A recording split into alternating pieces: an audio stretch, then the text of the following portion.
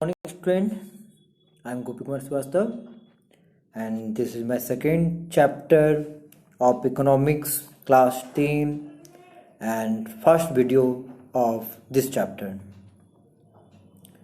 the sector of the Indian economy. In this chapter we discuss the sector of the economy. हम लोग इस chapter में sector of the economy के बारे में डिस्कस करेंगे। देखिए, इस चैप्टर के क्वेश्चन आंसर को हम तो डिस्कस करेंगे, साथ में इस क्वेश्चन आंसर को डिस्कस करने के साथ ही आपको इस चैप्टर का हम कॉन्सेप्ट भी क्लियर कर देंगे। मतलब क्वेश्चन से भी क्लियर हो जाएगा और कॉन्सेप्ट भी क्लियर हो जाएगा इस चैप्टर को लेकर, और उसके बाद आपको कुछ भी हार्ड नहीं रहेगा, बिल्कुल आसान हो जाएगा। जैसे इंडियन इकोनॉमी मतलब भारतीय अर्थव्यवस्था। भारतीय अर्थव्यवस्था का जो सेक्टर होता है, तीन ही सेक्टर होता है। इसको हम लोग पहला बोलते हैं प्राइमरी सेक्टर, दूसरा बोलते हैं सेकेंडरी सेक्टर, और तीसरा हम सभी जानते हैं टर्सरी सेक्टर।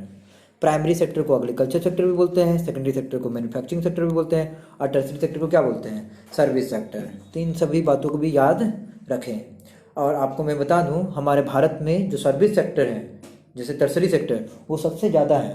प्राइमरी सेक्टर भी ज़्यादा है, पर सेकेंडरी सेक्टर जो है हमारे देश में उतना ज़्यादा अच्छा नहीं है। मतलब कि हमारे देश में मैन्युफैक्चरिंग सेक्टर उतना ज़्यादा नहीं है, ठीक है।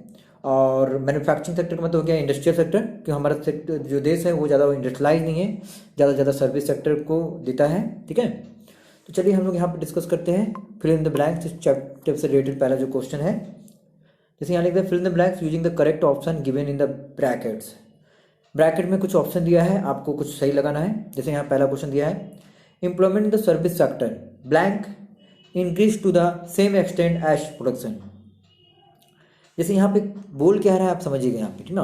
जैसे प्रोडक्शन के बारे में बोल रहा है और एम्प्लॉयमेंट के बारे में बोल रहा है। देखिए, भारत में जो है ना, होता क्या है कि प्रोडक्शन बहुत ज़्यादा है, पर उस हिसाब से प्रोडक्शन का मतलब क्या होता है, जैसे गुड एंड सर्विस का प्रोडक्शन करना। जैसे तीन सेक्टर है, प्राइमरी है, सेकेंडरी है, टर्सरी है, तीनों मिलकर प्रोडक्शन करता है। प्रोडक्शन मतलब गुड्स बनाता है या सर्विस देता है। तो जितना गुड्स बनाता है, जितना सर्विसेज देता है, उतना ज़्यादा एम्प्लॉयमेंट नहीं देता, उतना ज़्यादा रोजगार नहीं दे पाता है, ठीक है। जीडीपी हमारे देश का बहुत ज़्यादा है, क्योंकि प्रोडक्शन हमारा जीडीपी को ही दिखाता है। बट फिर भी हमारा देश में बहुत सारे लोग क्या है, बेरोजगार है, उनको एम्प्लॉयमेंट नहीं मिलता है। तो यहाँ क्वेश्चन में बोला गया है कि employment in the service sector, जो एम्प्लॉयमेंट है सर्विस सेक्टर में हैज, इसका जो आंसर होगा यहाँ पे होगा has not increase to the same extent as production. मतलब यहाँ पे ये कहा गया है कि सर्विस सेक्टर में जितना एम्प्लॉयमेंट है वो बिल्कुल कम है। किससे कम है, तो वो प्रोडक्शन से कम है। मतलब वो जितना प्रोडक्शन करते हैं उससे ज़्यादा कम आपको सब एम्प्लॉयमेंट मिलता है। किस सेक्टर में, तो आपका सर्विस सेक्टर में। इसमें यहाँ पे हैज नॉट होगा, ठीक ना। चलिए अगला क्वेश्चन जो है हमारा है, worker in the blank sector do not produce goods.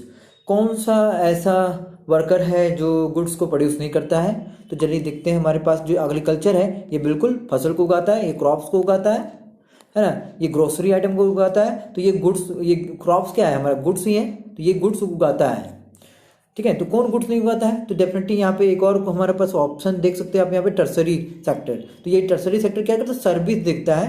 ये गुड्स प्रोड्यूस नहीं करता, सर्विस प्रोड्यूस करता है। तो याद रखिएगा, जो टर्सरी सेक्टर है वो हमेशा सर्विस देता है ना।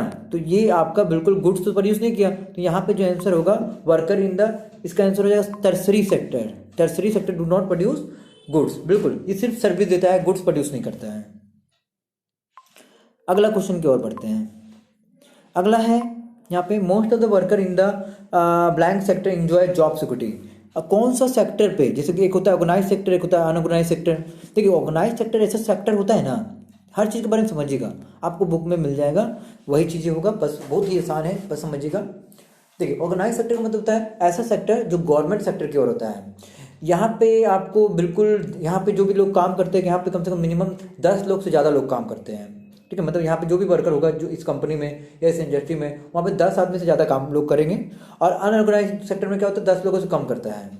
ऑर्गेनाइज सेक्टर में आपको सैलरी देगा, पीएफ देगा, मतलब प्रोवाइडेड फंड देगा, सिक्योरिटी देगा, जॉब सिक्योरिटी रहेगा कि आपको नौकरी से नहीं निकाला जाएगा। किस सेक्टर में, तो ऑर्गेनाइज सेक्टर में। तो बहुत अच्छा सेक्टर है जो आपको गवर्नमेंट सेक्टर में देखने मिलेगा। और अनऑर्गेनाइज सेक्टर में तो क्या कि आपको जॉब सिक्योरिटी नहीं है, कभी भी आपको काम से निकाल सकता है। तो यहाँ पे ये कहा गया कि most of the worker in the blank sector enjoy job security. तो किस में जॉब सिक्योरिटी, बिल्कुल सही है कि यहाँ पे ऑर्गेनाइज सेक्टर में ही जॉब सिक्योरिटी है, अनऑर्गेनाइज में क्यों होगा, ठीक है। अगला है, a blank proportion of the laborer in India are working in the unorganise sector. तो देखिए यहाँ पे बोल रहा है कि कितने सारे लेबरर है जो किस पर्पस बहुत ज़्यादा प्रोपोर्शन में कहाँ काम कर रहे हैं। तो डेफिनेटली ऑर्गेनाइज सेक्टर जो हमारा है ना, उसमें बहुत सारे कम लोग काम करते हैं। जैसे कि ऑर्गेनाइज सेक्टर में क्या जॉब सिक्योरिटी है यहाँ पे, तो यहाँ पे जॉब लगना बहुत मुश्किल है। जैसे गवर्नमेंट सेक्टर को मान सकते हैं। बहुत सारे लोग अनऑर्गेनाइज सेक्टर में काम करते हैं, वहाँ पे जहाँ पे जॉब सिक्योरिटी नहीं होता है। तो लार्ज नंबर ऑफ जो प्रोपोर्शन ऑफ लेबरर जो होते हैं, जो लेबर होते हैं इंडिया में, भारत में, वो अनऑर्गेनाइज सेक्टर में काम करते हैं। ठीक है। अगला है कॉटन। कॉटन क्या है, नेचुरल प्रोडक्ट है या मैन्युफैक्चरिंग प्रोडक्ट है? कॉटन बिल्कुल नेचुरल प्रोडक्ट ही है ना। तो यहाँ पे हमारा नेचुरल कॉटन इज नेचुरल कह सकते हैं क्लोथ। देखिए यहाँ देख सकते हैं आप लोग, दो ऑप्शन दिया गया है ना। तो हमारे पास दो ब्लैंक दिया गया है, जो कि दो ऑप्शन नहीं है। तो देखिए यहाँ पे ब्लैंक है, यहाँ पे ब्लैंक है। तो हमें क्या करना है ना कि हमें एक ही ब्लैंक भरना है। जैसे यहाँ कॉटन इज क्या, कौन सा क्लोथ है, तो वो नेचुरल क्लोथ कहलाएगा। क्या कहलाएगा? नेचुरल। ठीक है। तो यहाँ नीचे आंसर भी दिया हुआ है। तो यहाँ पे आप देख सकते हैं नेचुरल क्लोथ है कॉटन, ठीक ना, प्रोडक्ट है। आगे लिखा है activity in the primary sector and tertiary sector are.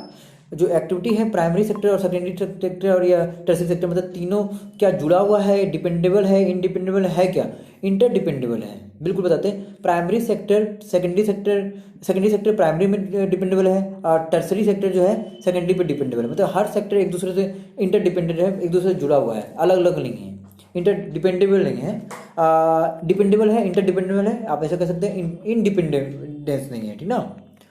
So we have the next question. यहाँ इस क्वेश्चन लिखा गया है choose the most appropriate answer. मान लीजिए यहाँ पे दिया गया है, देख सकते हैं आप यहाँ पे कि जो employment the sector are classified into the public sector and the private sector. देखिए पब्लिक सेक्टर मतलब क्या होता है, गवर्नमेंट सेक्टर बोलते हैं इसको। इस सेक्टर में गवर्नमेंट सेक्टर कह सकते हैं इसको, और इसे हम लोग ऑर्गेनाइज सेक्टर भी कहते हैं। गवर्नमेंट सेक्टर हमेशा ऑर्गेनाइज सेक्टर ही होता है, जहाँ 10 लोगों से ज़्यादा काम करता है। और प्राइवेट सेक्टर को आप ऑर्गेनाइज और अनऑर्गेनाइज दोनों कह सकते हैं, क्योंकि यहाँ पे बहुत सारे लोग जो है लार्ज नंबर परसेंटेज में काम करते हैं, है ना। तो यहाँ कहा गया है कि the sector classified into the public and private sector on the basis हो, मतलब कि पब्लिक सेक्टर और प्राइवेट सेक्टर को हम लोग किस बेसिस पे बांट सकते हैं। तो हम लोग क्या एम्प्लॉयमेंट के बेसिस बांट सकते हैं, मतलब कि वहाँ के रोजगार पे कि कितना लोग वहाँ कितना एम्प्लॉयड है, या यहाँ कितना एम्प्लॉयड है। पब्लिक सेक्टर में कितना लोग काम करते हैं या प्राइवेट सेक्टर में कितना काम करते हैं, दोनों जगह ज़्यादा काम करते हैं। तो इस बेसिस पे हम लोग क्यों बांट सकते हैं? नहीं बांट सकते हैं।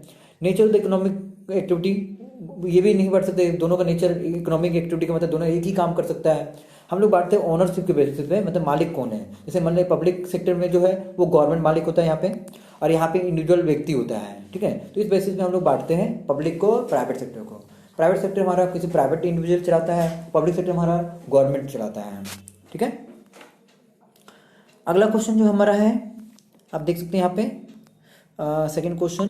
यहाँ कहा गया the production of the commodity mostly through the natural process. अगर आप किसी कमोडिटी का गुड्स को नेचुरली प्रोसेस से बना रहे हैं तो वो क्या है, वो डेफिनेटली प्राइमरी सेक्टर में ही होता है। सेकेंडरी सेक्टर में तो ऐसा नहीं होता है, क्योंकि प्राइमरी सेक्टर का ही गुड्स हम सेकेंडरी में ले जाते हैं, और सेकेंडरी से ही टर्सरी मिलता है, और टर्सरी के बाद ही इंफॉर्मेशन टेक्नोलॉजी होता है। तो हम लोग कोई भी चीज़ को नेचुरली बनाते हैं तो वो हमेशा सिर्फ प्राइमरी सेक्टर में होता है। तो उसका राइट आंसर प्राइमरी हो जाएगा, ठीक है। अगला जो हमारा क्वेश्चन है वो है GDP is the total value of blank produce during the year.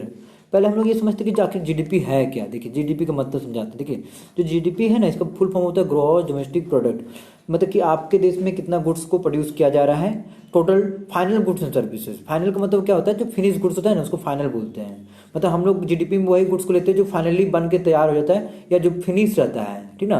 तो जो भी फिनिश गुड एंड सर्विसेज होगा या जो फाइनल होगा, हम उसी को जीडीपी में लेते हैं। जीडीपी जितना भी आप देश में गुड्स एंड सर्विस बना रहे हैं उसको जोड़ के निकाला जाता है। तो इसका जो आंसर होगा वो होगा second, all final good and service को अगर आप जोड़ देते हैं, टोटल कर देते हैं, तो अब आपका पर्टिकुलर ईयर में जीडीपी को निकाल देगा, ठीक है।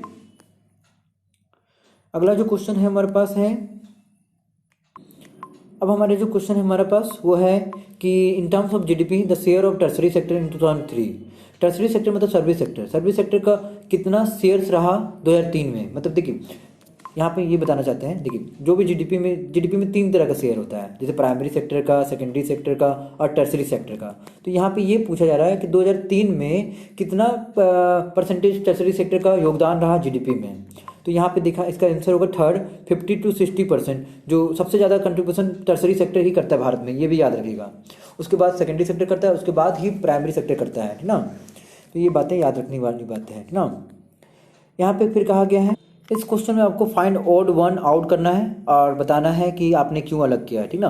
तो इसे हम लोग नेक्स्ट वीडियो में डिस्कस करेंगे। So we have completed this video and must write this very important. Thank you. सभी इसे लिख लें, बहुत ही इंपॉर्टेंट क्वेश्चन है, एग्जाम में बहुत बार पूछा जाता है 1 मार्क्स में, तो आप इसे अच्छे से लिखें। Thank you.